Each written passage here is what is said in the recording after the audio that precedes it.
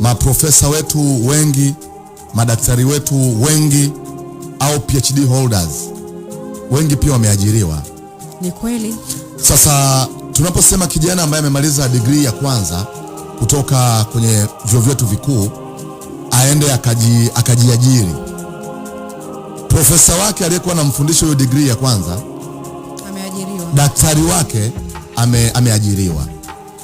So madaktari na maprofesa pengine walipaswa kuwa role models wa vijana wetu wengi tunaowapeleka shule. Ukimsikiliza mheshimiwa mbunge ana point kwa anachokizungumza, lakini hata yeye pia ameenda kuajiriwa na wananchi ili aweze kuwatumikia.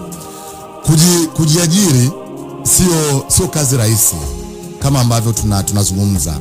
Inataka miundombinu mingi sana iwe imewekwa sawasawa ili uweze kuaccommodate hao vijana kuweza kujiajiri. Otherwise tunaweza tukabakia tu tunasema kwamba vijana wamemaliza vyuo vikuu wanategemea ajira, wao hawataki kujiajiri. Lakini hao wanaosema kwamba vijana wanategemea ajira nao pia wameajiriwa.